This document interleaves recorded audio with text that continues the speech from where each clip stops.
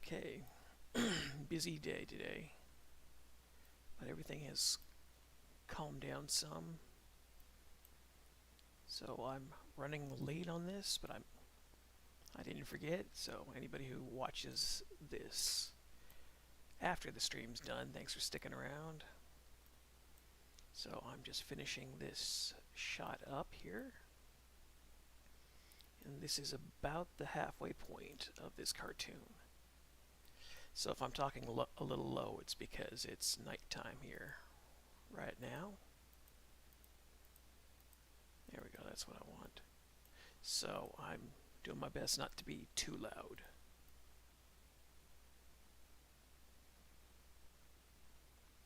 So I'm just adding some more background details here. I wanted to try and get this shot finished today. So the nice thing is all the setting.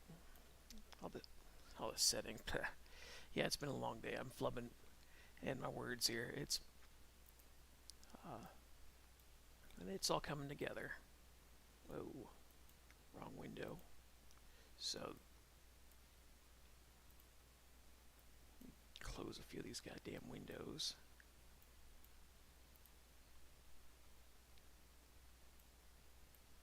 There we are.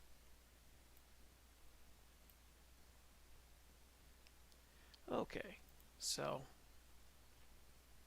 this tune is not quite halfway done because it's a short, but it's almost halfway done. But yeah, my day today ended up being a little bit more busy than I anticipated. But the nice thing is it's actually had a real cool day of weather here. I should have gone out and done a little bit more walking just because I enjoyed that, but for right now I'll cut myself some slack on skipping that.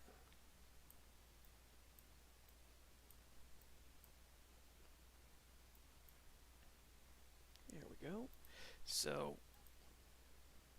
as I've said before, this is going to be more of a Looney Tunes style series now.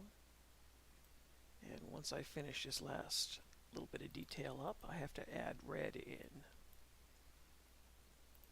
So that'll be nice.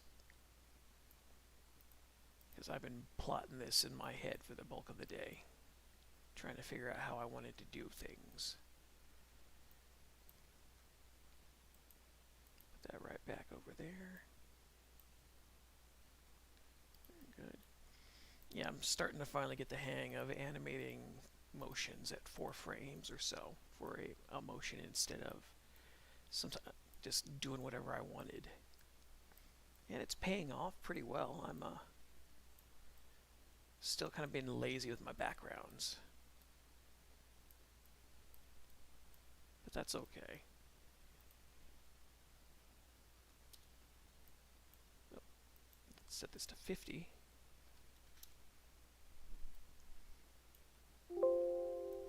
Oh, shut up, Flash. Ugh. So yeah, I've still got a little bit of blank space right here in the backgrounds. I will add a little something to that later, because this is supposed to be a heavily forested area, and it's kind of not. So, still don't have any audio, but here is the tune.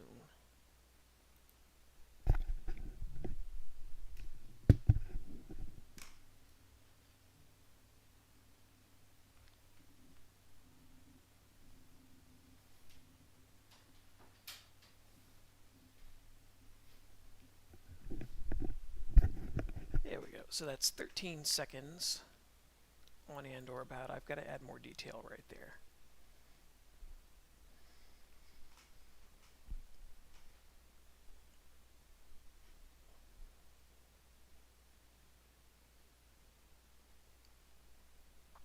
And so the next section right here is her reaction to being squished again. And then I've got to have my one little moment of story, because this is just supposed to be a silly short. So I've got just a tiny amount of story for why there's all these falling rocks.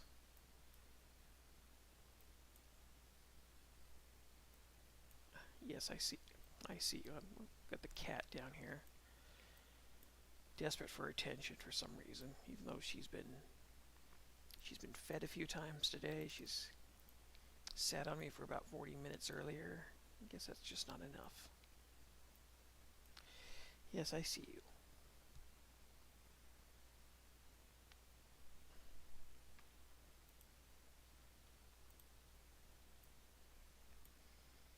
So, I don't know how many other YouTubers actually stream themselves animating. After doing this for a few months, I can understand why, just because it's incredibly time consuming. And it can be a little disappointing because when you see how stuff is done, it loses a little bit of the magic. It's the same with screenwriting.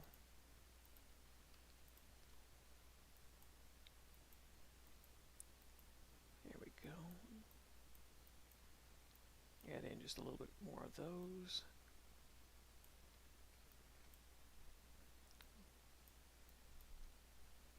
And I gotta add just a little. Yes, I see you. Goofy cat.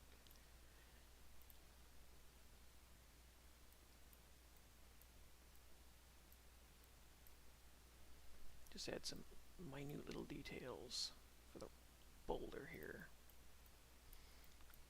So I didn't have much of a story for this tune. Originally, it's kind of taken its own steps forward in terms of entertainment. Oops. There. Oh, one last spot to sneak in a hint of detail.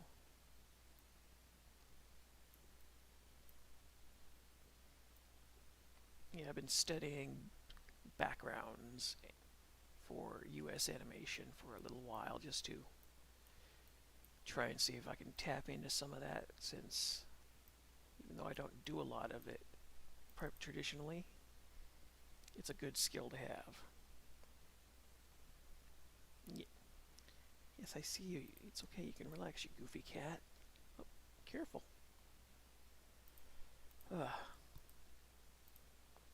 So, I'm just looking forward to getting this next week over with. The month is finally about finished. And I think I might be able to get this tune finished this week. And that'll be something. Not just because I need a new tune, but because I can finally get this experimental process down, because I'm trying to do everything with a little bit less animation framework. Because you can see how time-consuming animation is. So, try and get a little bit more detail right there. Oh, hello, friend 7-Eleven. Good to see you tonight. Yeah, I'm staying up a little late, just because I haven't been sleeping well. I crashed earlier today, and had a nap. So I'm trying to play catch up here, and I'm getting better at figuring out this less is more animation concept that I've been trying to piece together for a little while now, just so I can get back to doing other things, because I do need to get back to doing joy tunes. It's okay, dude. You focus on your exam. I'm still looking for stuff to do to the backgrounds here.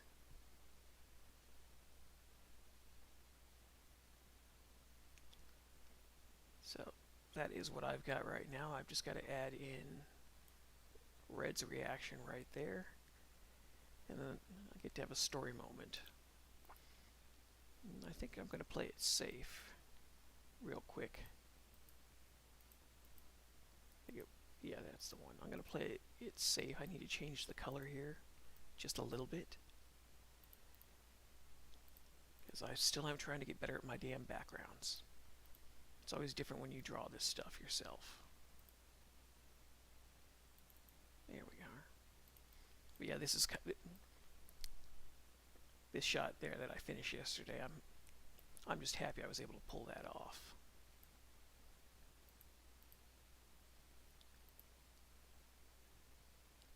Oh, I'm using what's left of Adobe Animate before Adobe made everything where you just had to get a subscription, because they decided money was a little bit more important than actually keeping a fan base around or fixing their own problems, because Flash has plenty of problems in it. So I'm still kind of a dinosaur using all this. This is old software now, but I got a copy of this while they were still selling it. It's funny, I got the wrong copy. When I originally got the copy of this animation software, I didn't realize it was Adobe Animate Portable. And I didn't care. I just figured, oh, it's on sale. That's fantastic. I'll just get that and everything will work out. And I found out it was Adobe Animate Portable, and it still has pretty much all the stuff in there I want. I can't remember but there were some issues with it. I can't remember all of them. But I'm just happy I got it when I did, because I can't remember when they started making that damn change where you had to start buying everything as a subscription instead of actually outright owning the software. There we go. See, I'm trying to keep a certain amount of color there to differentiate all these different background layers. Save that before I forget. But yeah, this is Adobe Animate. It's I don't even remember what year I got this in. I just knew when I got it, it was like $150 cheap. So I think screen capture is off a bit. Yeah, I think that could be it also. But I can't remember. It's been more than 4 years, and I've had so much happen that I just kind of forgot. But I can still do a lot with it. I'm just happy that this shot here and this shot here, I pulled off something I've never done before, and that is this walk cycle is only 4 frames. I was just able to manage to loop it perfectly, and I don't normally get that lucky. That I had to do more frames for this section right here, because I was going in my head how to have her stand up and get the wobbliness, and I couldn't do that in 4 frames. I wish I could.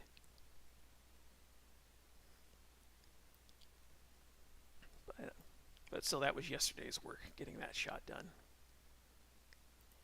So I've got my tiny little story moment here. Oh, thanks, friend. Evening, Delta Ray.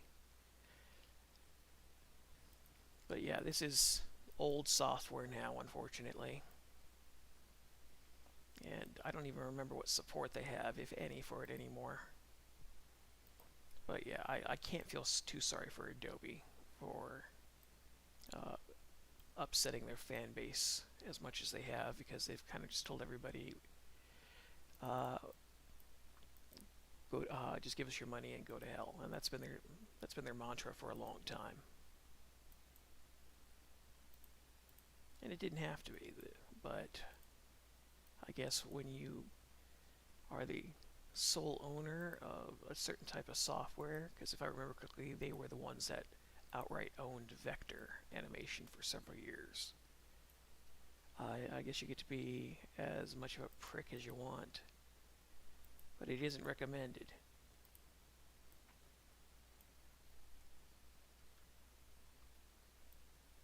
Just increase the size of that just a little bit here. So I'm just happy to have this tune.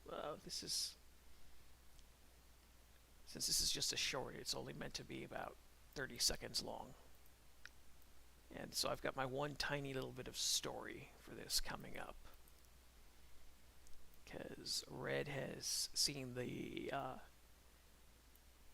keep out sign And now I have to explain what that sign is in this the shot after this shot right here, because it's just meant to be something silly, since this is all practice. Because for years I've been wanting to speed up how I do things, and I guess this is how you do it. Even though I'm kind of kicking myself in the butt because I wanted to be. Flash is doing its thing. Yeah, when I start seeing a white outline to an image right there, that's when I gotta close and reopen. Come on. Thank you. Because yeah, these files, these animation files get big real quick. But I'm trying to figure out how to apply everything I've learned from this tune and use it to other stuff, because the fact that I've gotten as much of this tune done in what, a week and a half, I think I've only been doing this for a week. That's a pretty rewarding sign. Even though I did have to cut that first shot I did. And I liked that shot a lot. I didn't like having to trim it. But I was looking over my analytics for YouTube shorts and things like that, and since I'm only retaining people for about 30 seconds or so, at the moment I gotta figure out how to make sure I don't lose people. Here we go. So I'm also plotting out my bigger projects and how to do them, because the background art is what's slowing me down still. Character animation is always going to slow you down. You can't get around that. But the background animation, if you need any of it, that makes the art a lot harder, because then you have to plan ahead.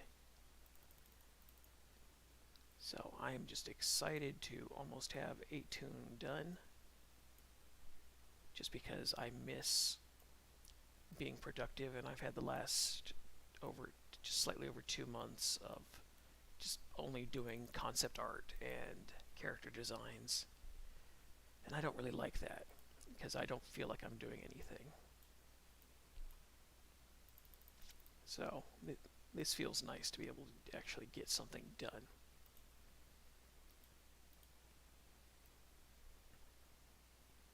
But we're still keeping an eye on my father. He looks like he's the anemia that comes with the cancer he's got. Caught up with him a little bit the other day. His lips got real pale. And so he has his weekly blood draw where they check his numbers on everything. And his body has recovered some from all the chemo that he was on. And so his blood count and his oxygen levels were good. But then he was a little pale a day ago, and then his lips were pretty pale also, and that's usually a sign of low oxygen. If they're they say if your lips turn blue, it's a sign that your body is low on oxygen. However, his were pale, which means something a little different. So we're having to learn how to do some of this stuff day by day. I ended up treating that by getting him a burger to eat that day, and then the day afterwards I cooked him some fish and made him a crude salad, and that seemed to do it, because I'm having to learn all these little ways to help increase your body's oxygen level for him. Drives him crazy, because my father does not like people. He wants to be left alone. We'll leave it at that, and he doesn't get to be left alone now. Because I have to keep an eye on him, my mom's got to keep an eye on him, and we're got to get a certain amount of protein in him every day to keep his blood count going and stuff like that. It's crazy how much of this stuff that you got to learn. But this week is going to be special, I'm hoping, because we're going to check and see what his kidney function is and see if it's improving. It's every 2 weeks we get the numbers. they do a blood draw to check all your information there, so they can see if you're low on something, that means something in your numbers. And since we found out what his kidney function was a few weeks back, it was 50%, which is not good. But 50% means, one kidney is working, I guess. But there's a chance his kidneys could recover a little further. I'm hoping that he can get to maybe 60% or 70% one day. But we got to keep giving him the damn ice water and stuff like that. It's because his kidneys got messed up real bad by what the cancer did to his body, and then the worst thing about it is you get a type of kidney disease that comes with this cancer. And like I said, I try and learn this stuff little by little, day by day, on what to do. And it does eat up my production time just a little bit, but it's something I have to do. Because there's a lot of things we can do at home to help treat some of this stuff and give him a bit of a buffer, even if it pisses him off. My father has not been someone who wants people to do stuff for him, or hyperfixate on what he's doing or his health. And I don't blame him, but at the same time, he kind of forfeit that when we couldn't get him to go to the hospital sooner. So, still learning about all this stuff. These are the adult problems you get. It's just these, and I knew I was going to have to. You're going to have to face these problems at some point. But usually, when you get hit by this stuff, you're about 10 years older than I am, because I'm 42 now. So, I was kind of expecting this stuff to hit me maybe 7 or 8 years down the line. Didn't work out that way, just because that's life. There we go. Yes, I see you, cat. Cat's demanding butt scratches and shoulder scratches. So first things first, I gotta change the color here so I don't lose what color scheme I've got. There. Everything else here is red and it's blending in too much. So I'll just get some green in there. So now that I've figured out how to do a little bit less animation, that's good. Mitchell says, sorry to hear that. My grandfather has similar issues, but he really liked talking to people. So trying to keep him down was a challenge. Yeah, with my father, it's different because he's still kind of young. He just turned 64 when we had him in the hospital. And his body has actually held out pretty well in certain ways, considering it's just he has lost most of the muscle in his body, and it's starting to grow back. I can see a little bit. He's much better than he was over a month ago. But yeah, he's only 64, and even though 64 sounds old, well, we'll leave it at this. The genetics on my grandfather's side are very interesting, in that generally the men, and sometimes the women, although my aunts all still kind of look about the same age, we don't look our ages. So even though my father is 64, he could probably pass for a decade younger. If he had a little bit more hair and a little less silver, maybe he could pull 50. But so yeah, I'm 42. I still get weird looks from people when I get carded for a beer run, where they look at my card and it says 42, and they look at me, because the age does not match the physical appearance. I'm told that's something you appreciate when you get older, but I am older now, and I kind of I'd rather look my age. But that's just me. There we go. Get this hand going. So I'm trying to sort out what project to do next outside of after I finish this tune-up. I will take a short break from doing Dungeons and Debt tunes for a little while, since my plan for right now is, since my schedule is going to be unpredictable for probably the remainder of this year, which means I'll still stream it, but I'm probably only going to update maybe 3 more tunes this year, even though I don't want to. I'd love to do 4, but it's going to have to be either 3 or 2. So the next tune will be a Tune Fortress tune, since I've got 8 of these written. Yeah, I've got 8 TF2 tunes written out now, and they're all going to be shorts. Just there'll be more silly slapstick stuff like this. But yeah, I'm need to start taking more advantage of this silly stuff, because I think everybody's going to need a laugh coming up. And I haven't quite worked out which one I'm going to do yet. Whatever I do, it's probably going to be an easy one, just so I can get back into the flow of things.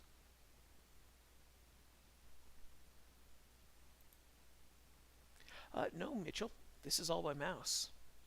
Everything I've ever drawn has been by mouse, believe it or not. It's not that I don't like drawing tablets, it's just when I started using a mouse, it was 2004. And drawing tablets were very rare. The bamboo Wacom tablets they got that everybody uses now, those used to be like $600 back around 2004. And because I didn't have the money, I just made do with drawing by mouse. And I've kind of done it ever since then, because I've got the muscle memory built up. And I got a Wacom tablet. One of the damn cats knocked it over last night while I was doing a stream.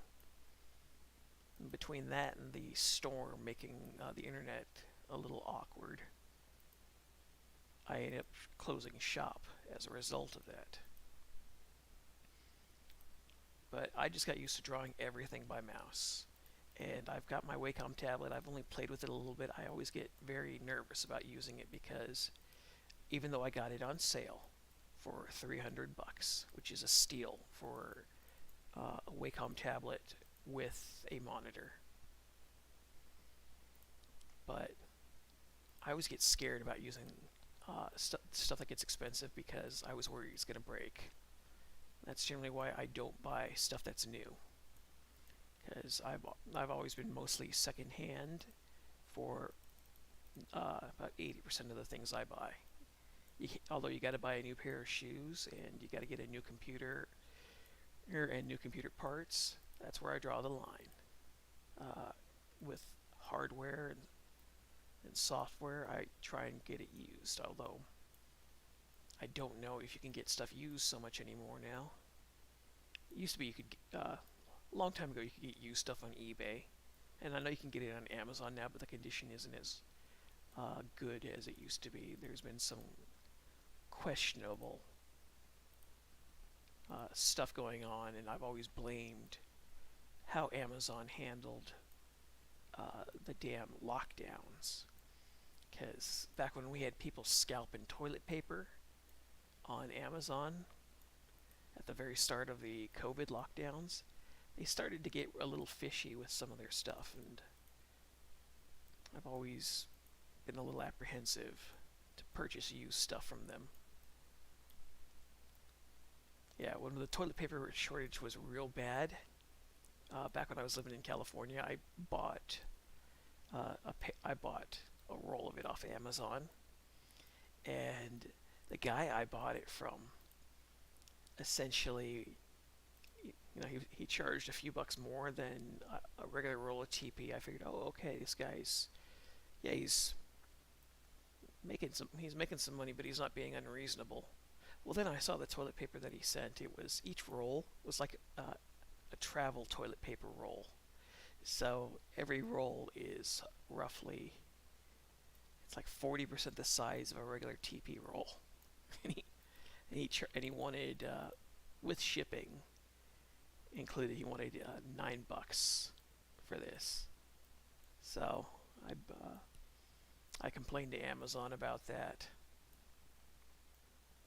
Got a refund and still got the toilet paper. Last I heard, he got his account shut down over it because of deceptive business practices. And it's a shame. I was actually remembering how crazy things got the uh, first few months of the damn lockdown. All the everybody at the grocery store is buying everything up. There was God, I don't know if you guys saw this, but I saw a lot of it. There were people who were first thing they did when they walked in the grocery store was they bought up all, and I mean all, of the frozen pizza. Now I don't eat frozen pizza as much anymore, but I used to get one or two frozen pizzas a week back when I was a caregiver for my grandfather, and we'd get into that. But yeah, when we went there, I saw a shopping cart that had like 20 frozen pizzas in it. My first thought was, wow, this person likes pizza a lot. The second thought was, oh, you son of a bitch, you didn't need that many. There other people need that shit too. But everybody was panicking, and then as I was waiting in line, I noticed about 2/3 of the people in the grocery store I was seeing had their shopping carts full of frozen food. And I was telling this to my little sister, who's a grocery store manager at the bakery uh, over in Utah, and she said she was noticing that as well. And she said people don't know how to cook anymore. Because it was funny. She told me next time I have to go out and get something, go to the flour and baking section and see how many bags of flour and sugar there are in contrast to boxes of ramen and all the frozen food and things like that. And I did that. And the cooking and baking section were mostly fully stocked, but everybody else had taken up all the damn frozen food. And that made me sad, just because I learned how to cook when I was 13. And it's a very good skill to have. Even you don't have to be great at it. You'll get better as time goes on. But that was the one thing that always surprised me during the lockdowns, how the first thing that went from the 3 grocery stores I went to was everybody just took all the frozen pizza and all the frozen dinners first. And then they were leaving behind the flour, the sugar, the cornstarch.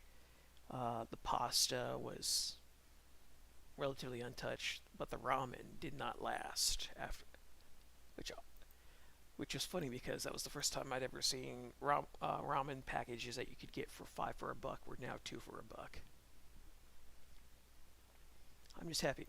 Maybe people kind of calmed down some after that, but I don't know if you guys have been paying attention to what's been going on with food shortages across the world. At some point, that's going to hit us here in the U.S., and it's not going to be pretty. So you might want to stock up on a little bit of stuff.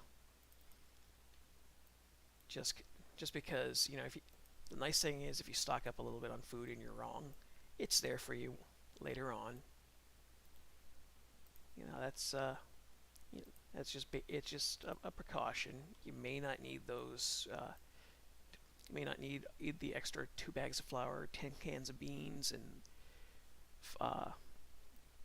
like 10 packets of ramen. But if you ever do need them, they're there. Just a little something to keep in mind. Close that window there.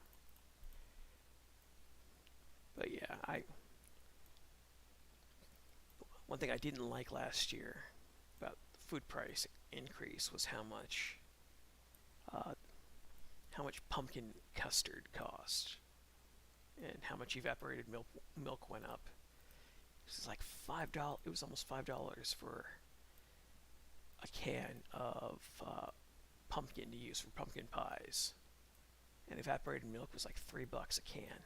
That was crazy.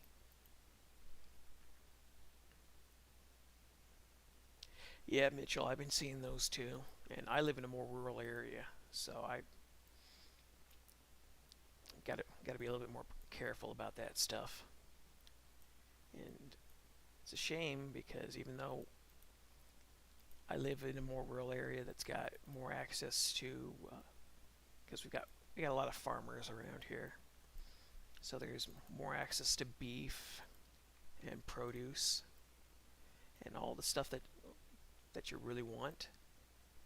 I don't know what's gonna I don't know what's gonna end up happening to them if they get a bad crop, which so far we've been getting a good amount of water. So I don't know what's gonna happen this winter. I just know that right now we got ourselves a nice little freezer that we can stock up, because the local butcher shop that we go to get our meat is fantastic. And that's good because that's stuff my father needs. Oh, jeez. Congestion. Yeah, get out of here. I don't want to sound like Dark Side Phil.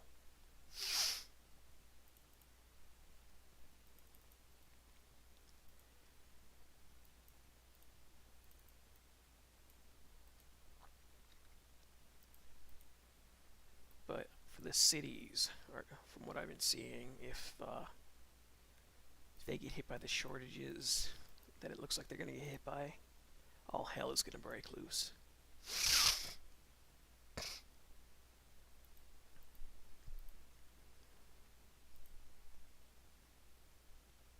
Yeah.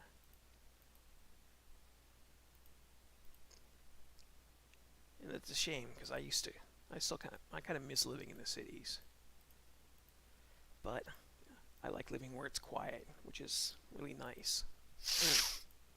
God damn it, it's congestion. I must got dust in my room or something. There. That should be enough.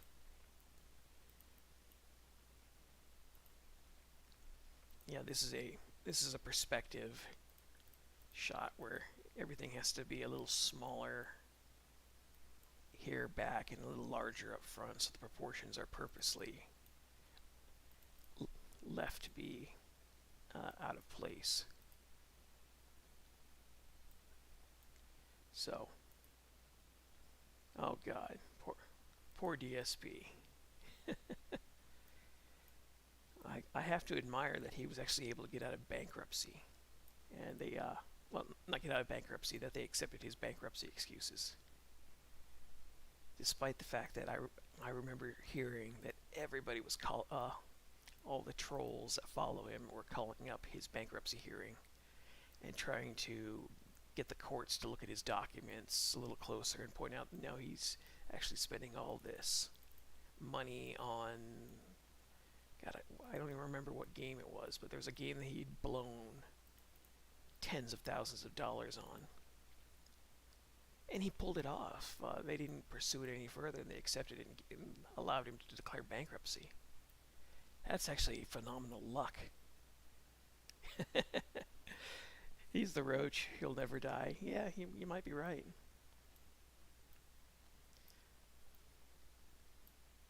Yeah, all the old lolcow targets that everybody that made everything famous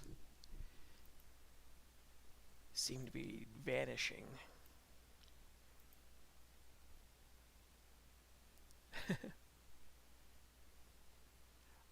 Whoa.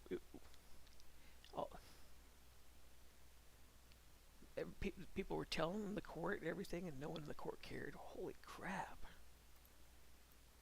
That's amazing. It's depressing, but it's amazing. WWE, what the hell? Isn't that game a scam? My God, that... Oh, Phil.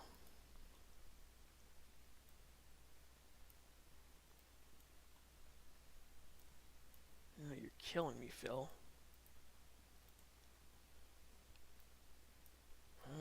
Well, he's living the dream, even though he's kind of a repulsive person in a lot of ways, but damn, the luck he has is ethereal almost.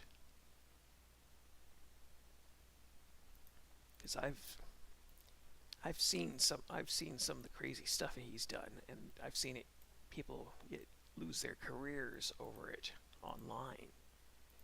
And he just keeps plodding along like nothing's wrong, and I'm constantly amazed at the luck that he seems to have. 2K a month, good God! If I had money like that, I'd be spending it on, food, bills, stuff that you kind of need to spend that money on. Well, all I gotta say is that's impressive. I'm still kind of in the camp that believes that he didn't really get married or have a kid, and uh, it's all an illusion that we're seeing, because what is it? Because nobody could be as lucky as him and pull all that stuff off. And it's basically his luck has kicked in a point where it's just giving everybody hallucinations who pays attention to what's going on. Even though I know that's not the case, I subscribe to that theory just because it's kind of amusing. I don't know. I was just the other night when I was listening to all that Resident Evil music, all the save themes and stuff like that from the series, I was getting depressed as hell. Just because there's what the series used to be and there's what it is now. And it's not that I don't like what it is now, it's that I really don't like what it is now. I've grown to hate it because it's not interesting. And I've been trying to figure out why. I've been tempted to do a video on it. It's just I haven't figured out how to start or how to present my ideas yet. I think some of the problem with that franchise has grown down to everything now is overt and out in the open, and it's at a point where they make everything as over the top as possible because I guess they got tired of the whole keeping everything a mystery and a secret concept that they used to do, and that was always the stuff I really missed, because the whole idea about that the first few games had was you're seeing stuff you're not supposed to. It's a mystery. You don't know what it is. You have to play to find out what it is. And now it's always, it's an outbreak. Yeah, it's another outbreak. It's another outbreak. It's just a different virus every time. The viruses have been getting consistently less interesting as time goes on. And I don't know if there's anything you can do to salvage that. I've always kind of subscribed to the fact that series just needs to hit the reboot switch, and actually take a little time off and figure out what kind of a direction you want to take the story in. Because the last game they put out that I thought even though I didn't like a lot of it, they followed the classic formula really well, and that was 7. I did not like the voice acting in it, which, it's Resident Evil. The voice acting is never going to be amazing. It's just I have this thing where I can never stand hearing a fake Southern accent. Just because it never quite sounds right. They never get the drawl. And it sounds a little too forced. But I liked that Resident Evil 7 embraced the concept of a mystery. Because, was it after... Yeah, it was after Game 4. That was when they started getting rid of the mystery element. But yeah, the characters have not been able to grow as people. And I know some of that's on purpose. I've had this explained to me a few times how Capcom and Japanese storytelling in general for a lot of their protagonists in video games, the reason they're all somewhat blank slates is it's easier for the player to put themselves in the character's shoe if there's not a whole story behind it, which they changed when they did Ethan. But the thing is, I liked what they did with Ethan as a protagonist in the seventh game, where he starts off as kind of a sarcastic wiener who doesn't know what's going on, and then towards the end of the game, he stops giving a fuck, and he's not running around or freaking out when monsters are coming at him. He's not quite going bring it either. Yeah, it's an audience self-insert concept. That's also, I've heard, why a lot of male protagonists in anime are kind of blank, which is an interesting idea, I suppose. It's not something that I would consider doing, because I like distinctness in characters. But yeah, I think Capcom's going to end up rebooting Resident Evil one of these days. The remakes that they just did, 3 was probably one of the worst designed games I've ever seen them put out. And when I say designed, I honestly, I think, I'm an amateur game designer, so I'm only going off what I know. But they did all kinds of weird crap in that game that I still can't figure out why they did what they did. Because they would do things where you would have certain enemies pop up once in the game, and then you never see them again. So, was it you had the Gamma Hunters in the sewer, and then once you get out of the sewer, you never see them again. They had the Drain Demos at the power plant, and then once you finish all that off, you don't see them again. They're never used, and then it's just zombies, the Nemesis, and what was it, the Last Hunters they had, which I didn't like any of the redesigns for the classic monsters that they did either. But that whole game was just depressing to me because I loved how 3 handled itself classically.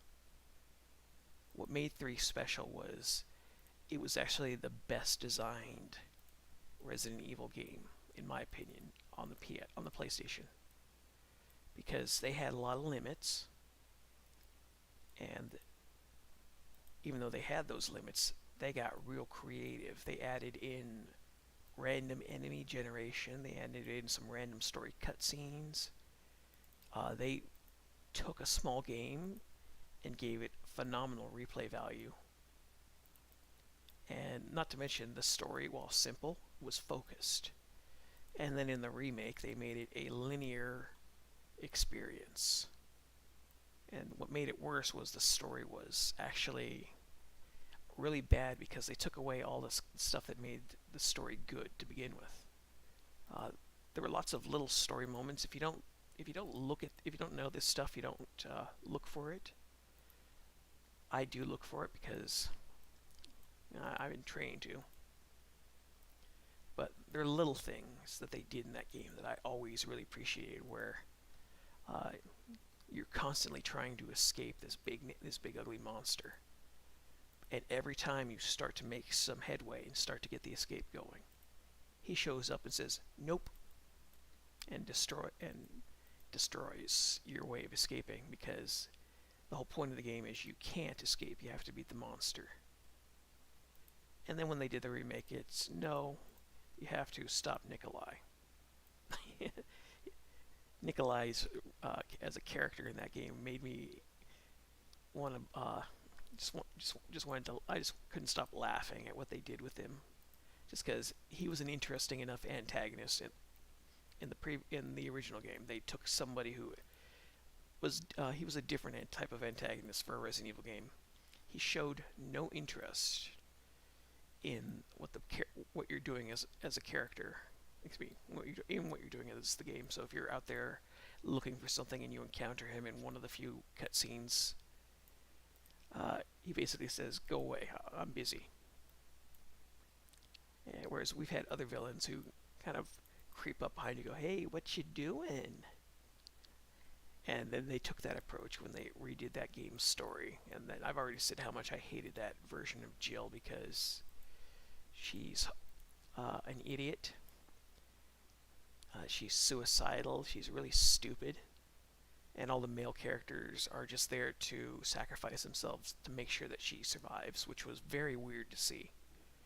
Because in the original game, it had moments like that, but the characters, if they had to make that choice, it was because they were put in a position where they didn't have much alternative. And it showed something about the character, like Nikolai blowing himself up in the subway train in the remake was random. The Nemesis gets him with a scorpion spear from Mortal Kombat.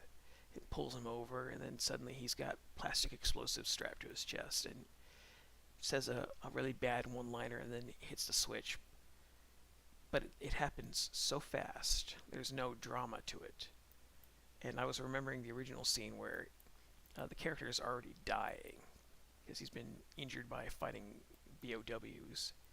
And so he tries to hold off the Nemesis for Jill and Carlos. And the Nemesis just smacks him aside and it's getting ready to kill him because he got in the way, and that's how it operated. And as he's trying to recover from being smacked aside, and the Nemesis is approaching him and it's going to kill him, he pulls the pins on his grenades, and you get that moment where the character knows he's going to die and is just doing his best to buy the people he's protecting some time. And they got rid of that moment, and they made it instantaneous almost. And that's bad writing. I mean, yeah, that whole game was full of bad writing, but I'm still trying to figure out how they did what they did and thought it was a good idea. Because yeah, I didn't like the remake of 2 either. They just what's a good word for them? I want to say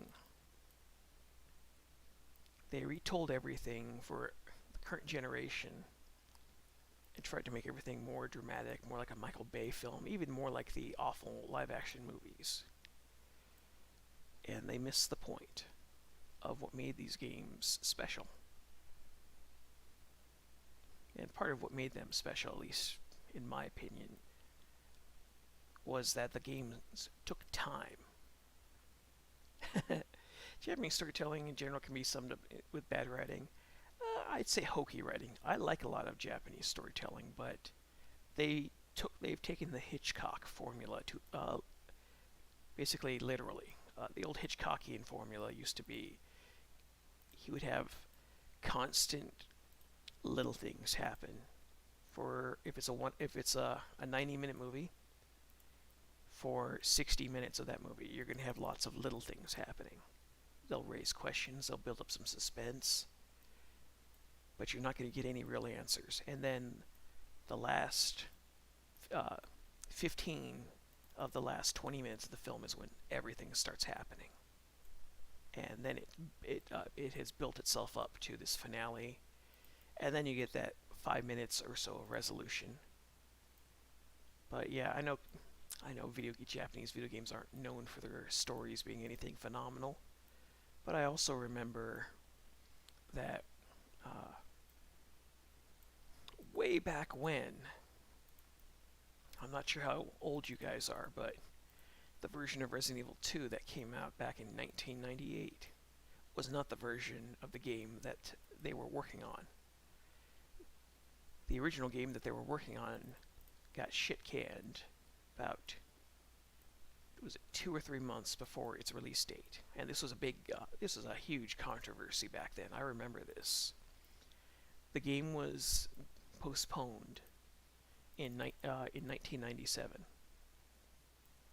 because it was too similar to the original game. They said it didn't have anything innovative. It was slow.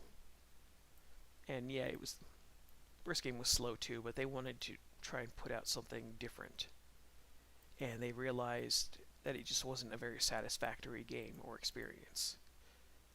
So they ended up the first thing they did was the story wasn't working. They hired a Japanese screenwriter who was a huge fan of the first game to rewrite their whole story, because they asked him to try and salvage what they had, and he took a look at it and said none of it worked. So they actually had a proper screenwriter piece all that stuff together. And the flow of that game's story, while it's still pretty fast, it's really solid. It has a good mystery. It has a good explanation for why things happened. And yeah, it's not going to be it's not going to be Oscar winning or anything like that, but it did what it was supposed to do very well. And it had pretty well written characters, even though everybody is still kind of an archetype. So there's not they don't really have much depth to them, other than everybody's got a goal. And sometimes that's all you need when you write a script. You just give a character a good enough goal. You can write, and then you give them some interesting qualities, and that's all you need. And then the story will take care of itself. And they kind of did that.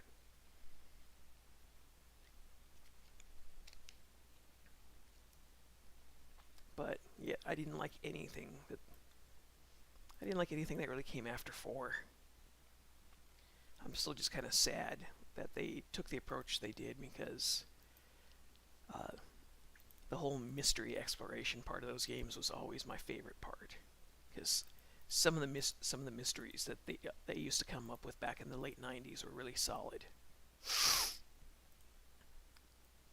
Silent Hill used to be so stellar at that, and then Team Silent broke up.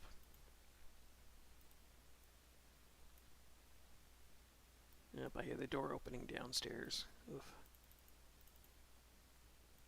Yeah, I've got a phobia now. Anytime I hear the door open downstairs, I'm wondering if it's my mom calling me to say, you gotta take your father to the ER.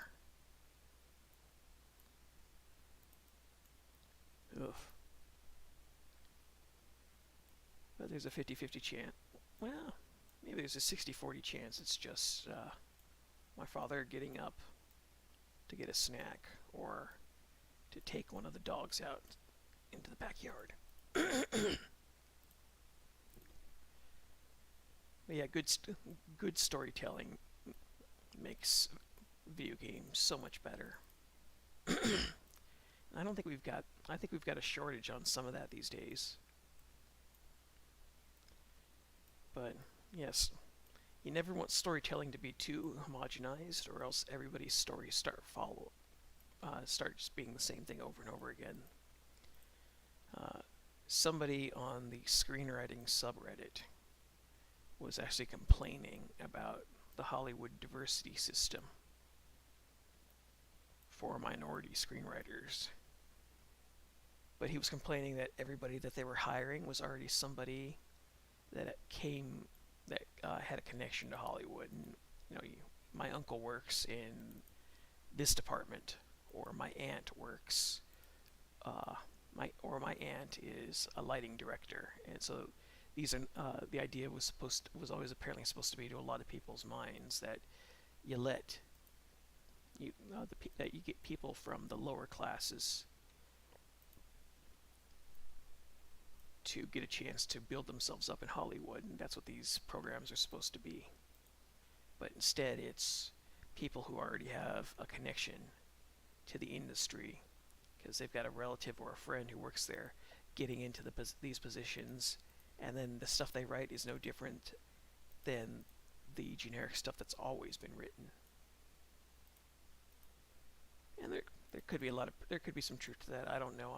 I don't live in that world, but I am kind of hoping maybe I can pull a rabbit out of my hat and get that damn feature screenplay of mine sorted out. Maybe I can put out something that can sell. I can get some get a little bit of real money down here. But until then, I'll just be doing YouTube streams and trying to get my comics and tunes to get a little bit more of an audience. So let's see. This is where we are now. Red is mostly properly proportioned, but that rock is still too small. So if it's too small, then that means the character is just a little too big. There we go. That's a little bit more proportional. So yeah, I'm still trying to figure out what I want to do for next year, because I've got 9 Toon Fortress tunes crudely written out. And then I've got, I don't know, I want to try for at least 4 Dungeons and Debt tunes, maybe 3. And then I've got some Joy tunes that need to happen. But then while all this is going on, I've got stuff in the background that's got to come to the light of day. Because I've got big tunes that I want to do too, and since I'm seeing that YouTube is going after animators again,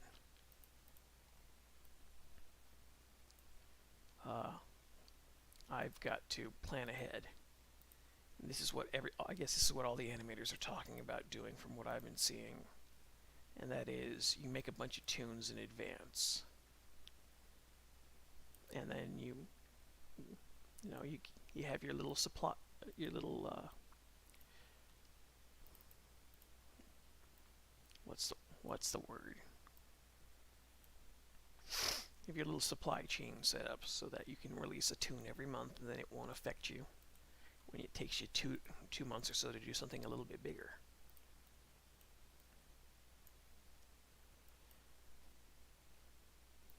Oh, Cat, you are not helping.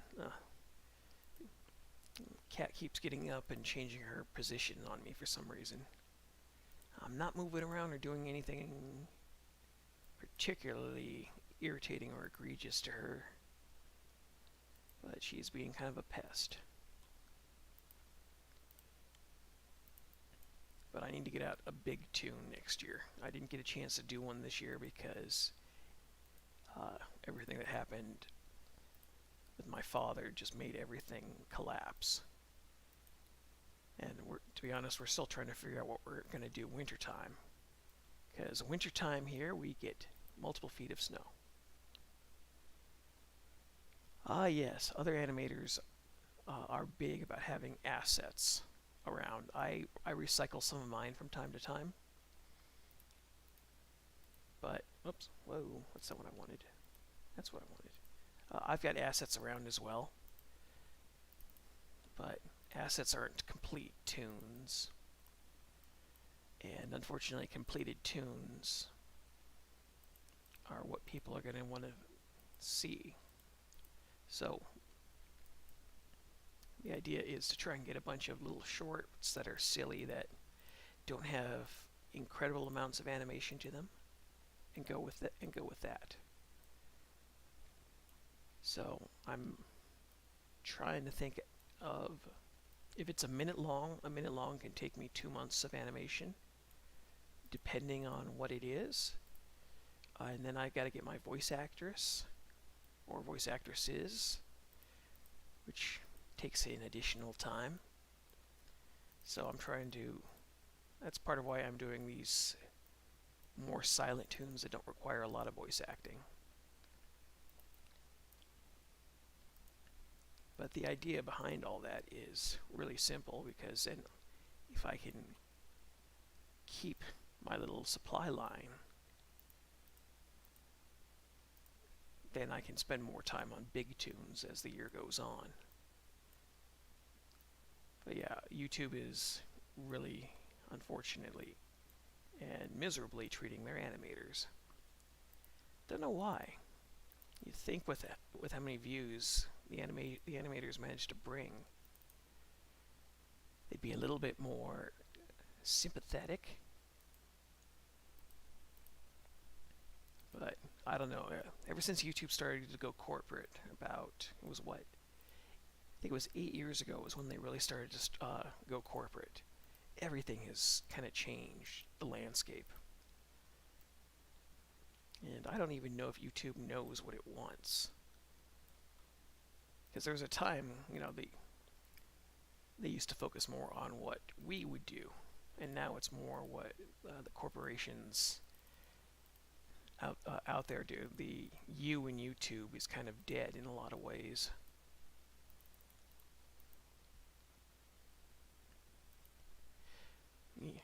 There was a time they used to be a little bit more sympathetic, even though they would still be kind of irritated at what we would do. God, I remember when they used to not care about what you put on so long as it wasn't porn. Those days are long gone.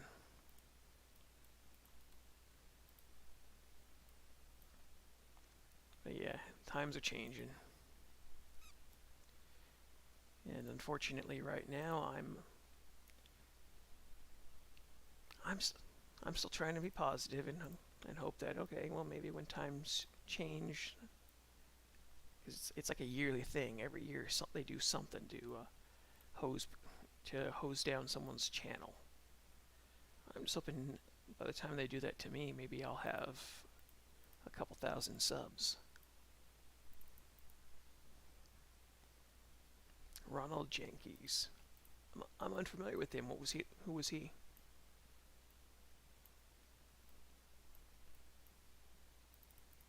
Of course, I'm unfamiliar with a lot of people on YouTube, so I guess that doesn't mean much.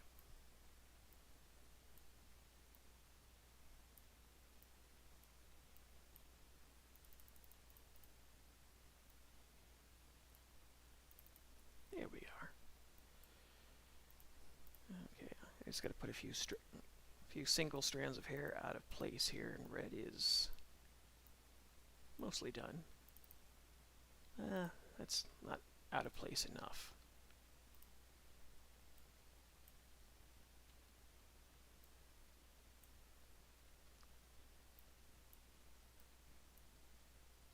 Hey, no claws. Cat's putting claw. Hey, no claws. Ow. Thank you. Stop with the claws, damn it. Jesus, buttons. Hey, nope, that's it, off. Oof. Damn cat. I don't need kitty claws in my legs, thank you. Oof. I don't know if that's bad attitudes or what, but I don't need those in my leg.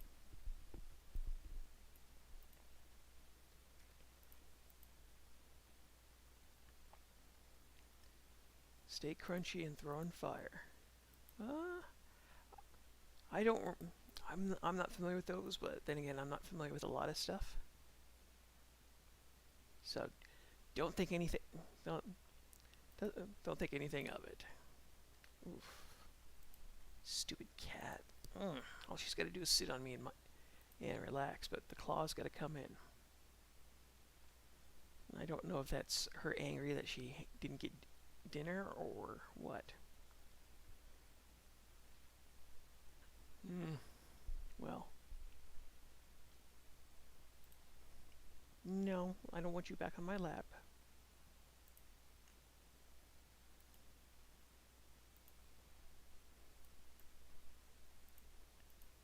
So right now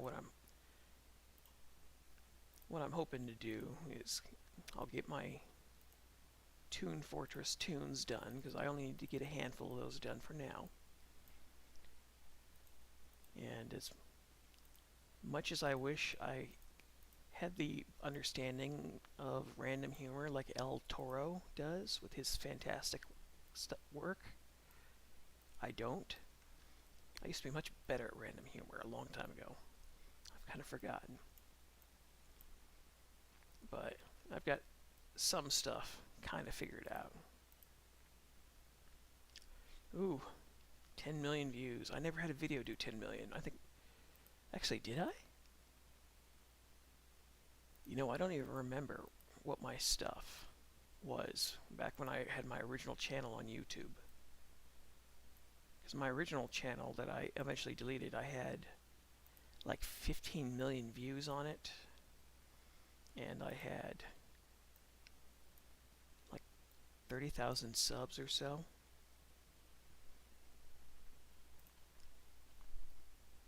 But that was a long time ago, and I should never have deleted that channel, but I did.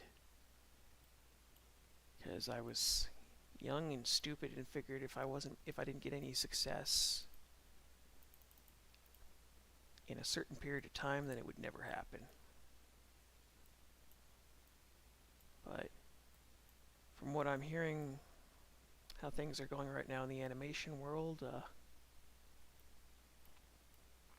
we'll see what's going to happen in the world of indie animation. There we go. I gotta lower this.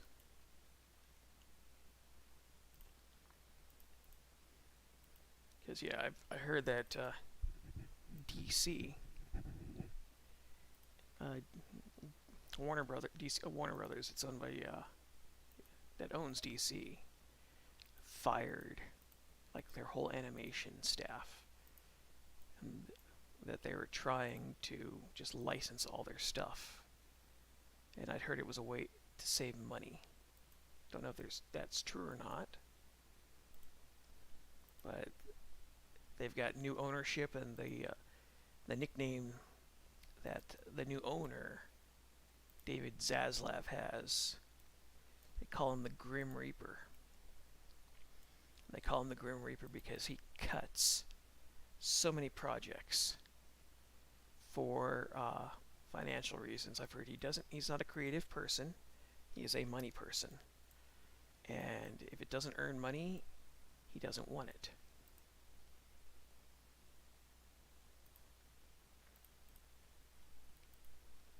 Let me just gotta get this color here for see a little backseat animation. I think making one of the lower eyelids squint, and this would give her more character.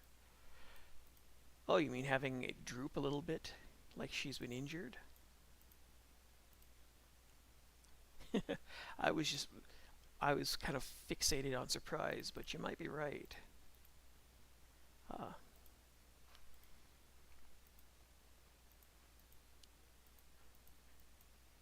Because the idea is the character is surprised at having boulders fall on her.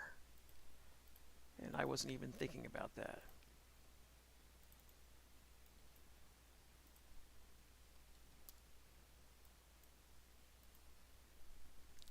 Let's see.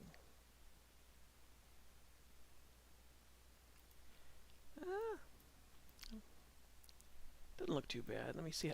Let me check the flow of. Pull this up here. Let me check the flow of the cartoon real quick.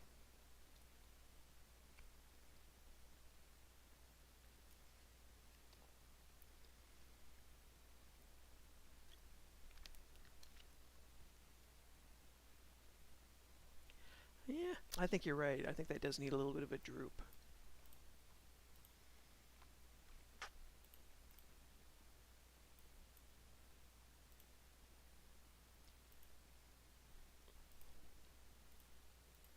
Also, I got to correct that eye. It's a little too crooked. Here we go. Yeah, this classic Tom and Jerry style humor. It's still taking me some time to figure these gags out, because I don't want to repeat what Chuck Jones and everybody else did for 40 years. Because they were amazing at what they did. And I can, it might take me a while, but I can come up with some of my own gags. But the problem is they wrote the book on all that humor, so it's hard to not imitate them somehow.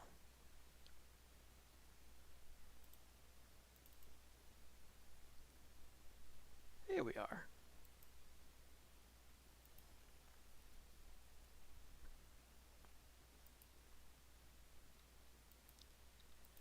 But yeah, this is always the fun part of animation. At least I find when when the character's personality starts popping in a little bit. And I've got my dopey little 2-frame blink animation here. But yeah, I'm tempted to try and get that Resident Evil tune out, even though I'm blanking on a fun character theme. So when you do when and if you ever do screenwriting, one of the things you absolutely have to do, and this is what makes a story, is you come up with a theme for a character to learn. They've got a gap in them. There's some form of emptiness. That's their flaw, and that's what this theme is there to address. It's the lesson they got to learn. So I was trying to think of an interesting one to give Chris that could make him a little bit of a three-dimensional character in what would probably be like a 7 or so minute tune, even though it would be an action tune. Due to my desire to put out stuff that's a little bit more studio quality in terms of storytelling, I got to have all that stuff in there. And since you know, you even doing an adaptation of something that people have been trying to adapt for 20 years, nobody has any expectations. But the problem is, I've got my own rule book for this stuff, and I haven't quite figured out what makes an interesting male character. So I've been going back and watching old movies to get a better idea. So when I say old films, I don't just mean as in relative today, you know, aka Die Hard, which I've always maintained the approach they took to that movie would be actually perfect for a survival horror film, because everything that the character of John McClane is doing is actually really it's really good stuff. He's a fascinating character because he thinks on his feet. He's not someone who plans ahead very well, and he's kind of got a bad marriage going on because he's not a very mature person. But in his element, he is king. And his element is he is amazing at thinking on his feet and taking and causing disruption and things like that. But also throughout the film, he's doesn't have a lot of resources. If he wants resources, he ends up having to kill the Hans Gruber's thieves.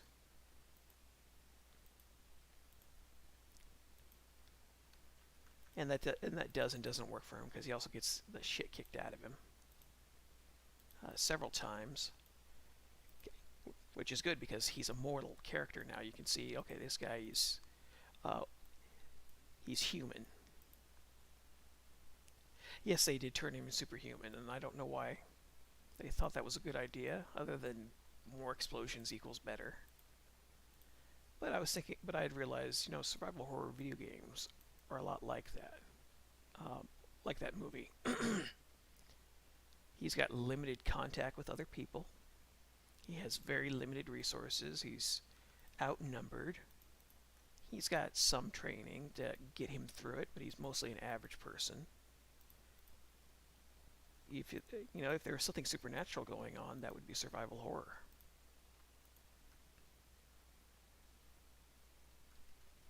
But it isn't. It's still a thriller.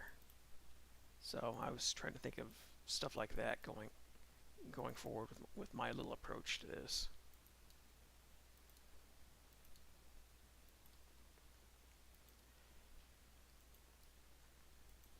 There we go.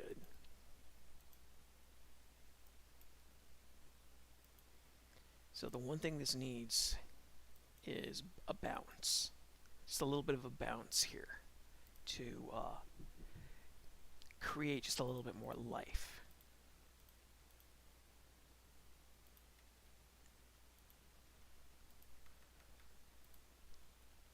because this expresses a lot more disbelief.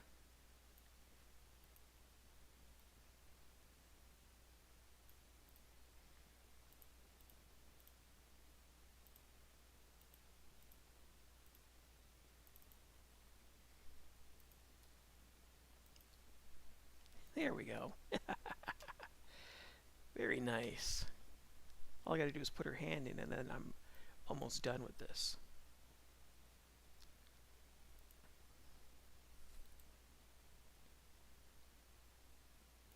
So I should also add in this. Before I forget, this is classic cartoon. You add in that little smudge mark right there, because it's used to show an injury or dirt. But yeah, I want to put out that little Resident Evil tune I've had in the back of my head for 15 years. Even though the problem is I'm just not comfortable with what I have as an opening scene. Because I keep thinking there's something I could do that can make it better. But I don't know what that is yet. So I'll probably have to bother another screenwriter online and piece it together. Because you just want to have an organic discussion between two characters. Hey, there we go.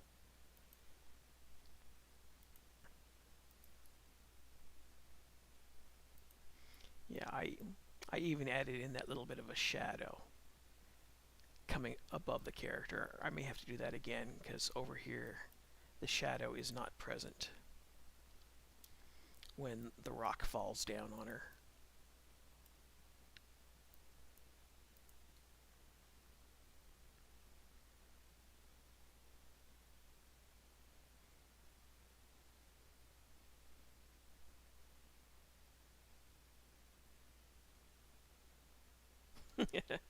Hey, it mostly works. But yeah, I'm trying to get better at having characters speak a little bit more like people, because when you write this stuff down, it always has a tendency to be showy or cluttered. And that's a good and a bad thing, because with screenwriting, from what I've seen,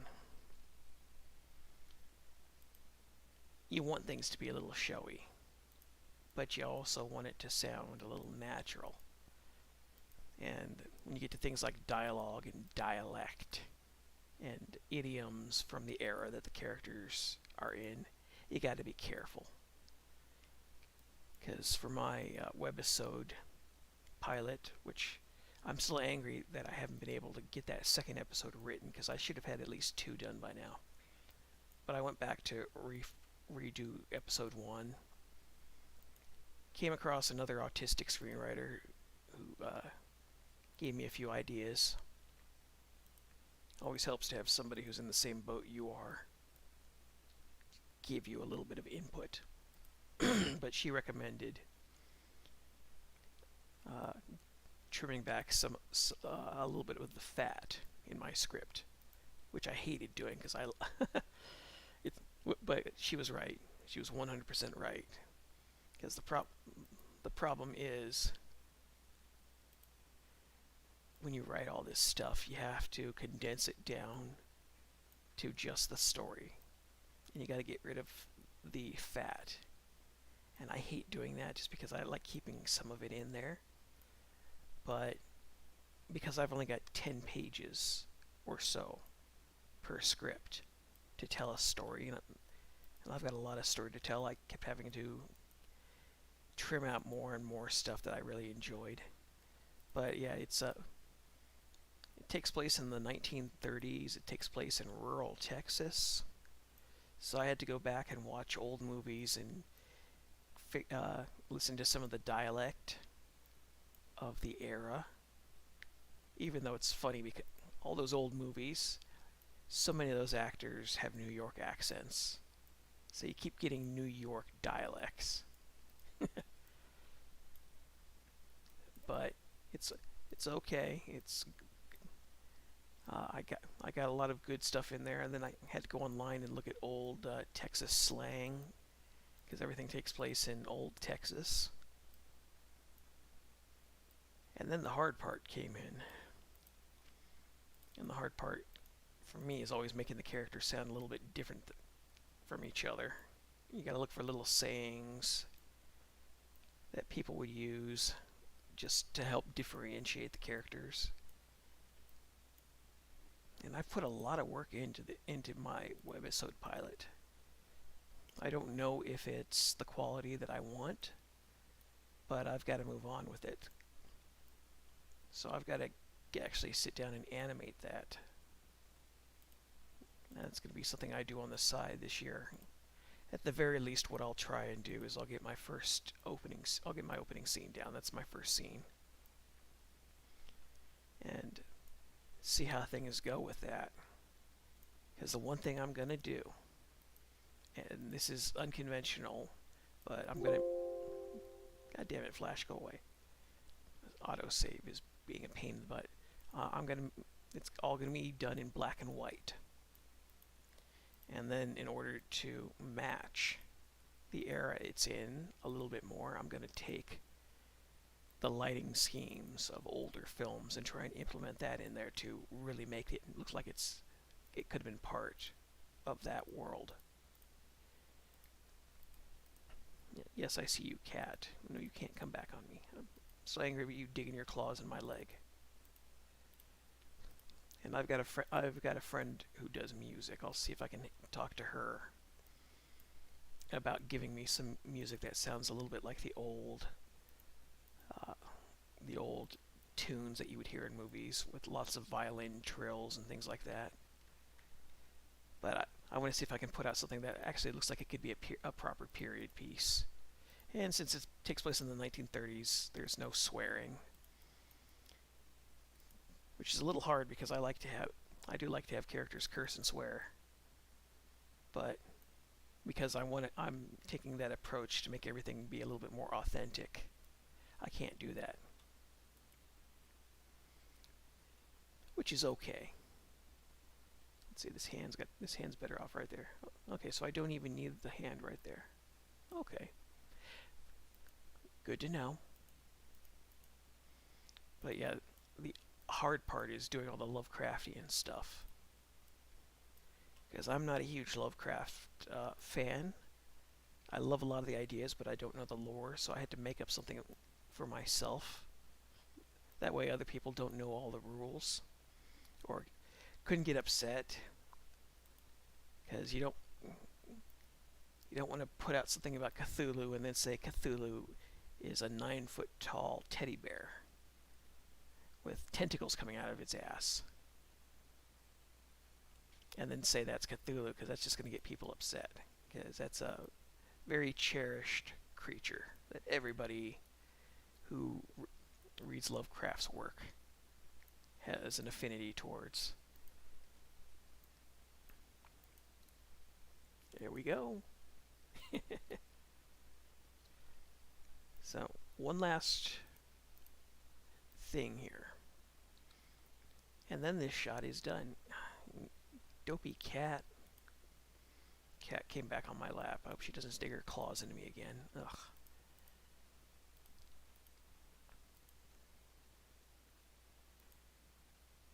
So this is where the one little story element I mentioned comes in. And that is the sign.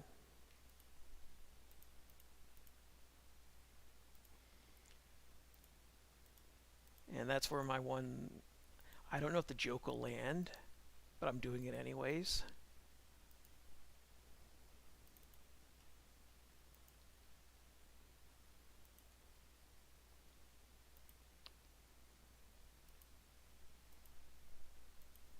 Okay. So, I'm going to put just a little bit more animation in her facial expression. And in order to get just that little bit more life in here, I'll have her lower her eyebrows. Even though it's a small thing, I kind of like having the characters' faces have just that little bit more emotion to them.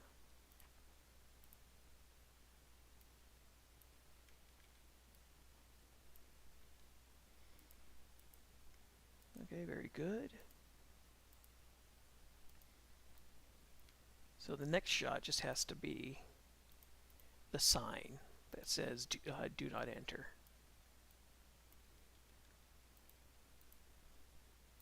And then it has to say why not to enter.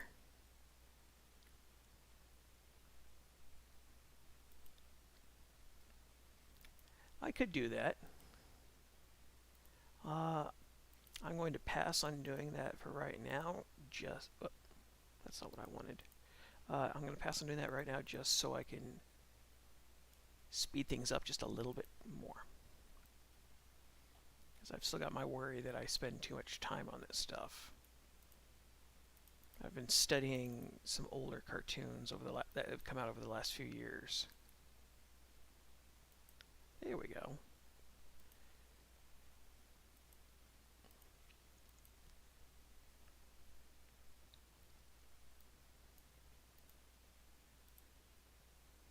It's okay. It's not a bad idea. But yeah, I've been studying ye olden cartoons from about 10 years ago, back when Flash was a more commonly used program, and seeing all the old symbol animation that they used to do to get around to doing keyframes, because it was cheap, and it's part of why Flash was made the way it was, if I remember correctly. Here we go. Okay. Well, I gotta fix that now. So this is going to be a little bit of an eyebrow bounce, which means I'm going to add an eye bounce. Just a little bit of that anyways.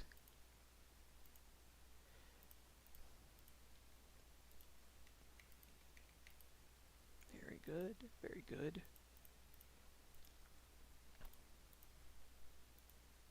So let's see. This needs to lower just a smidge, because when we do motions, you got to have a little bit of a bounce to it, because nothing we ever do is really us coming to a complete stop, because there's always momentum and physics behind every action we do. And I usually just go for a bounce, because if you go for a little bit of a bounce, it does the work for you. I thought about having it go up, but then I thought this character would be a little bit more irritated than surprised. I know anger is a more relatable. There we go.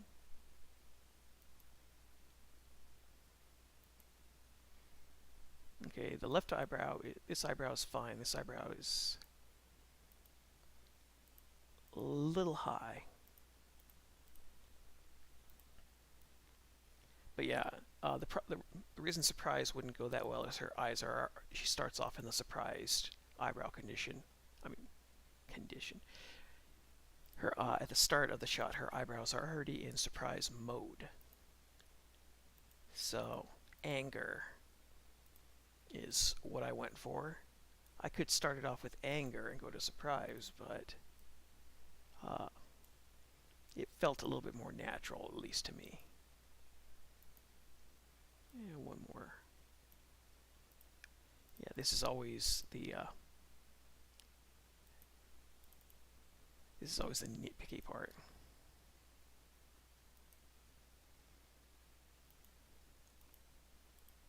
And just because, let's do one last thing. We'll have her lips drop.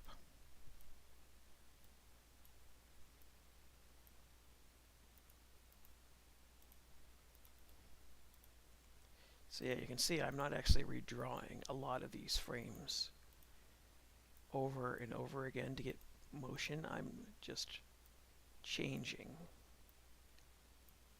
the actual graphic itself and just manipulating what's already drawn. And I don't know if you're supposed to do that at, if you're in the industry, but I've always done stuff like that where you just I just manipulate what's already been drawn there. Let's see, because it's going down, it needs to expand just a little bit more.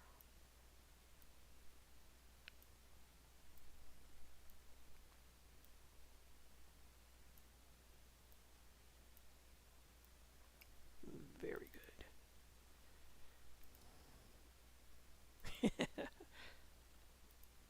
Well, it drops a little too low, but I can fix that.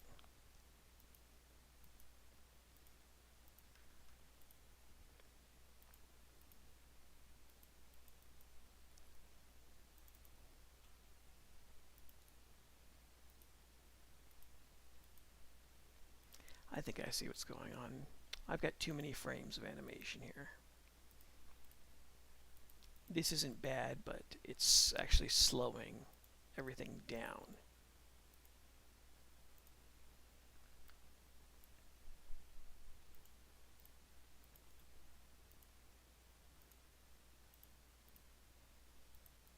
Oh, auto recovery save. I don't need you doing that auto save. I need to change my auto save settings one of these days to like 7 minutes instead of 5 minutes. But I keep getting in the back of my head that that's probably not a good idea to do. Even though I just want to get rid of the constant irritations from it all. Yep, that'll do.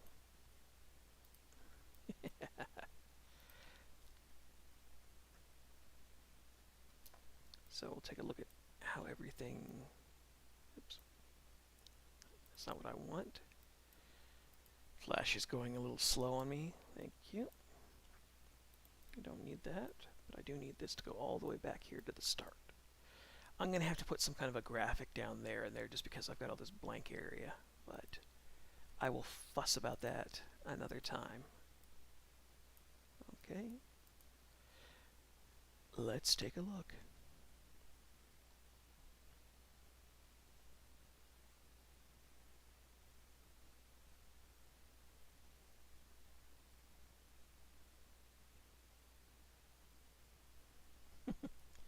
That works pretty good. I still need to add her cowlick there, and I need to add it here before I proceed further. Otherwise I will forget. There we go, that's the frame.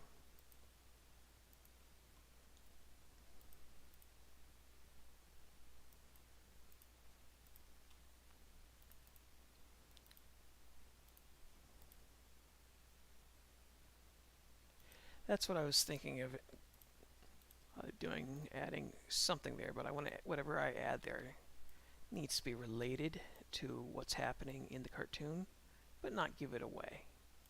So I haven't gotten my answer on what I want to do just yet. Yeah, I'll end up correcting this and adding her cowlick later. Yep, even in SG, I'm just finishing off some more animation. I got a late start on stuff today. Had a nice cool day for a change here. And so I did a little bit of work on this earlier today, and I wanted to get a little bit more done before I went to bed.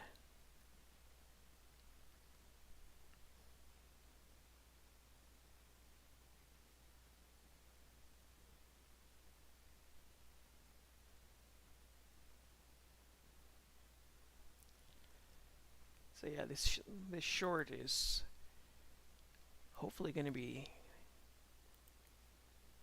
30 seconds or so, because I finally introduced the problem. You know, if it happened once, it's an accident. If it happens twice, it's deliberate. So character knows it's deliberate. Yeah, I had to get rid of the opening shot I had, which was using this background right here. So I redid chunks of this and then added in all these little trees there.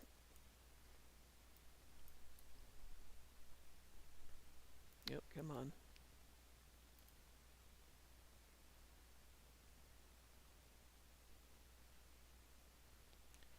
So now I've got the last shot of the night.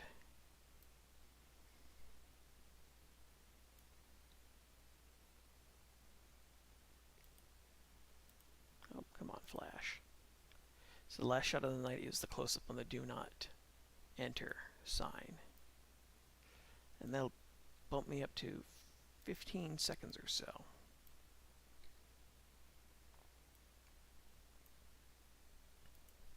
Better save that, just had a concern.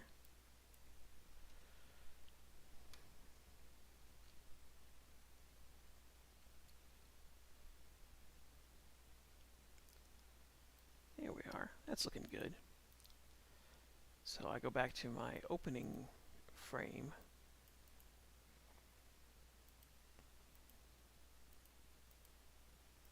Thank you, that's what I want. And I will probably not finish this shot off entirely tonight, but I will finish, excuse me, thank you. I'll finish off a chunk of it. But the idea is, this is the one, I guess, a little bit of actual story.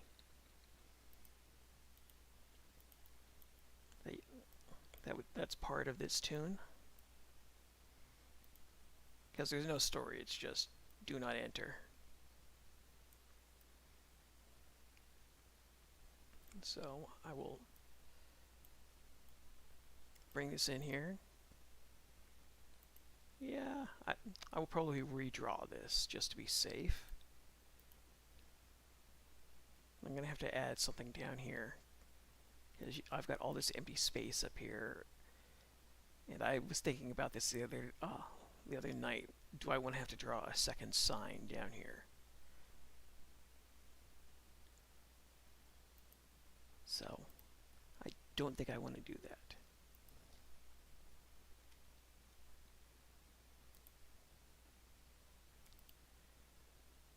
But I will redraw this just so I can get some slightly more polished line work, since I'm still trying to get better at that. That's part of what I've been doing the last few days when I've been watching cartoons that people made 10 years ago or so here on YouTube, as well as on television. I've been studying the line work and just trying to get a rough idea. Oh, yeah, that's what it's not going to say danger. It's going to say do not enter, and then it's going to say why. And the why is kind of an odd joke. It's one of those things that might take you a moment to piece together, but I like it. It's just weird. I thought about doing that. No, it's going to be something else. Just because I know YouTube is getting nitpicking on cursing again. And since I want this to be kind of all ages humor, the original joke I had was going to be something a little different that would play off in the finale, but I'm not going to do that now. Just because I don't want to have to draw anything more than falling rocks.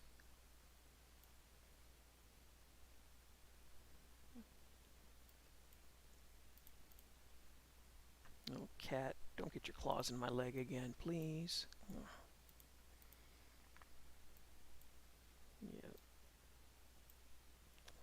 I don't know why cats feel the need to dig their claws into your leg, but I chased her off for that earlier tonight because I already got scabs from her doing it to me a few days ago on my leg. And I don't want cat scratch fever.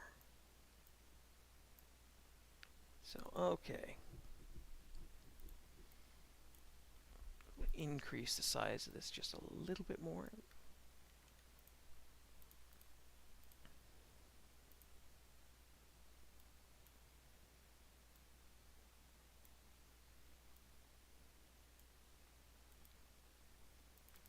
And at this size, it's big enough for people to read.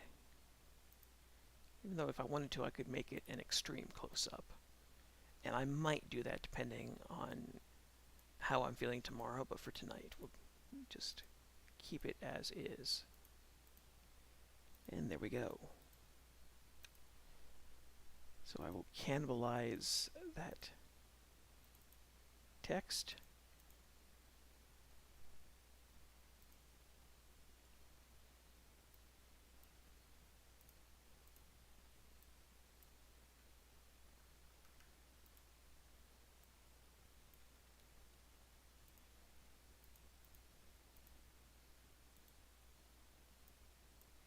But I was thinking this over last night. I was thinking it's silly enough to work as a joke. Correct you, widen you, expand you just a little bit. And here's the punchline.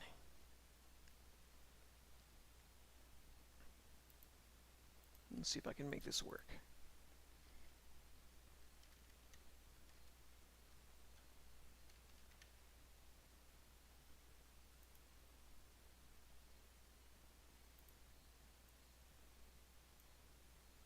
Oh, auto recovery, I just saved a moment ago, you dip.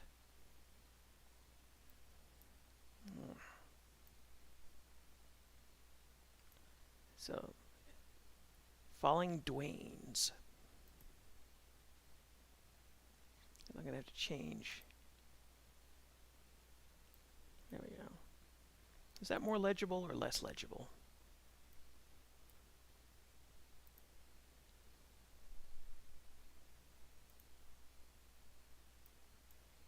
Yeah, that's more legible.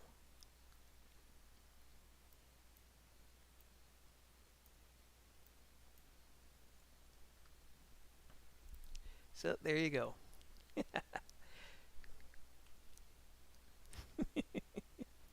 It's a terrible joke, and I appreciate it. The only problem is if you have a joke that bad, you have to follow it up with something else real quick. Just to cement one, that this terrible joke is serious, and second, that this terrible joke has a little bit of the threat to it. I'm going to keep the font as is. I'm always concerned that people that nah. No, I don't think there's a font called Rock, but I kind of like having it be a separate font. Let's see, what font did I use for this? Was this Simone? Let me take a quick look. Let's see how this looks as is. Because the other font is meant to be more fantasy looking.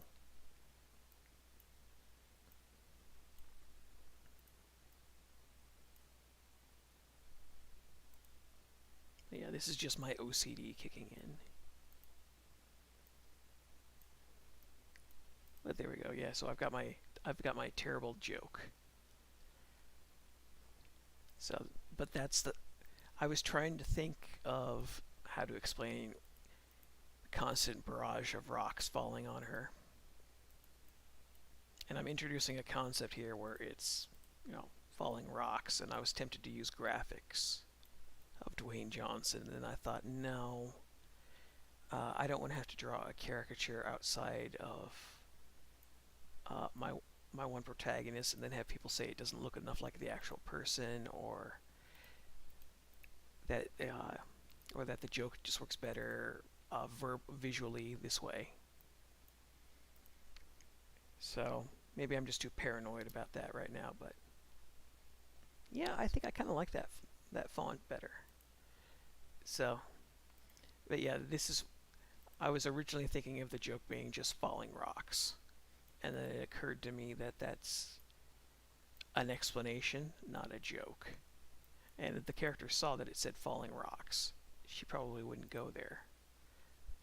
So here's how I fix my plot hole.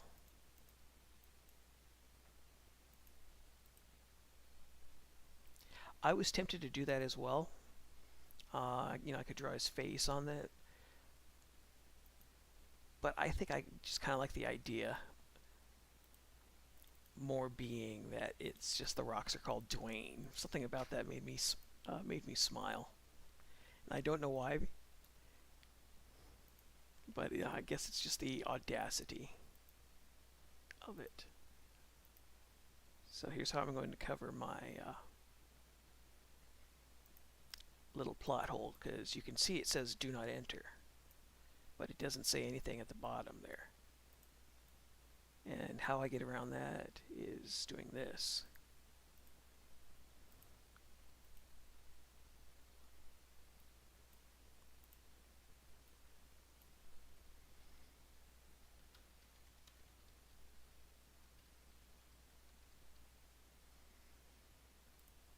So I gotta shrink that because you can see how much larger that font area is. I could do that too. Here's what you do if you're really lazy though. There we go.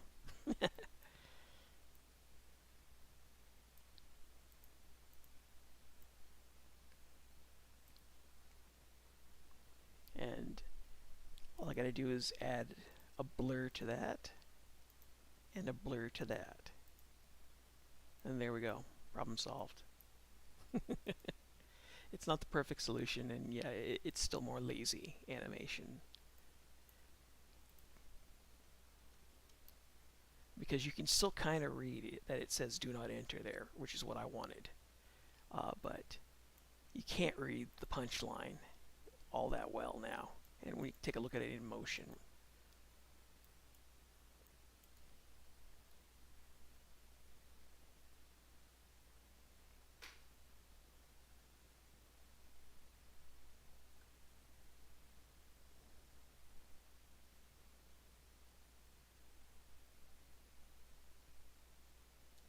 Yeah, that kind of works.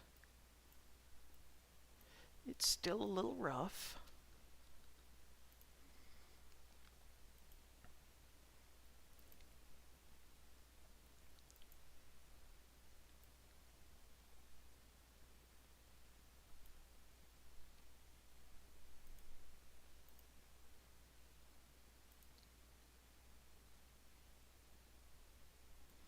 But I think that's pretty solid stuff.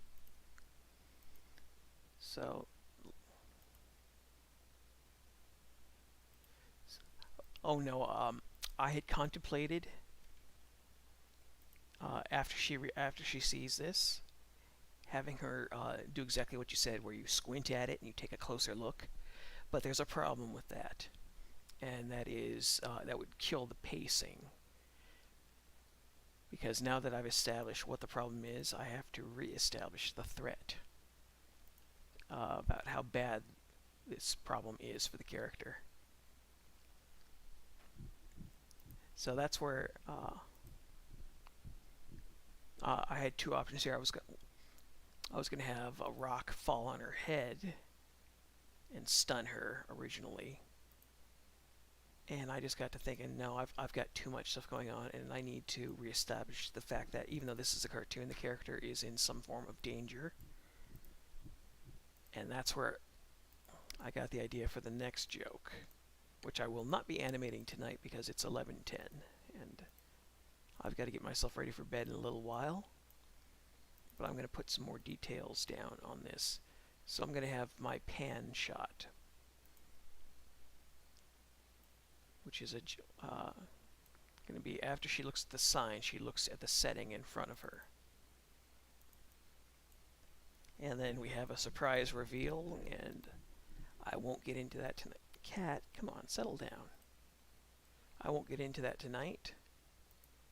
Even though, well, I would normally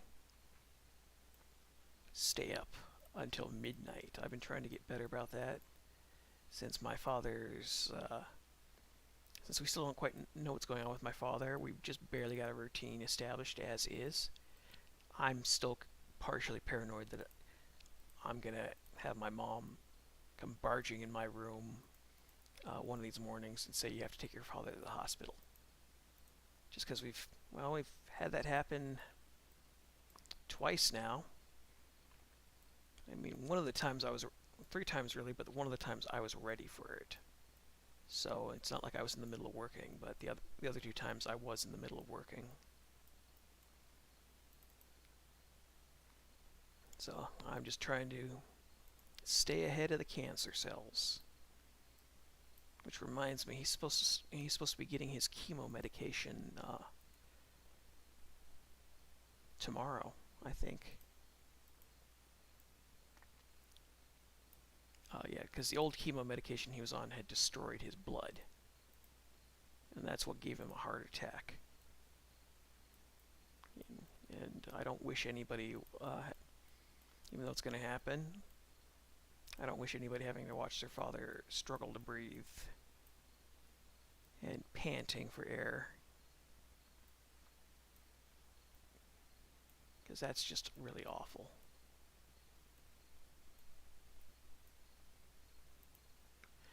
Yeah, well, he's been doing well so far. He's just still irritated at us, like I said earlier.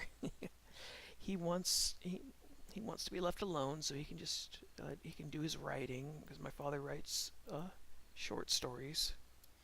Oh, I hear that pain in the ass cat in the background. Yeah, this is the one that got into the dog food and threw up twice today. And the worst part is she ate the dog food, but she threw up the cat food that I've been buying her. So that's money down the toilet. She's an old senile cat, and she's a real pain in the butt, and I don't know what's going on in her mind, but I can't do anything about it other than feed her and make sure she's comfortable, and not throw a shit fit at her when she misses the litter box, because she misses the litter box all the time. And I got dog pads around it now to make sure that she goes in. At least she doesn't cover up the floor with poop. Such a weird cat. Okay. So that's going to be it for tonight's stream. I will have another stream probably on Tuesday. We'll see how things go. I've got got to take my folks down to the hospital twice this week. I've got my father's weekly on Wednesday, and then I got my mom. I've got my mom. Got to have a blood draw tomorrow, which is always kind of exciting for her because she used to be a phlebotomist, and she likes to see how the other phlebotomists do. But we also got to find out what's going on with my dad's medication, since his doctor has not refilled 2 of his prescriptions. So, full day of excitement tomorrow. I also have to get started on next month's Joy comic, but that's all something to worry about a little bit later. So, either way, thanks for hanging out with me on the stream tonight. And next time I have this tune up, I will be a little bit more than halfway done, because I'm at the halfway done point right now. I've just got the character has to make her next move, and then everything ends on a joke. So, either way, hope you have a good rest of the night, and I'll catch you guys later.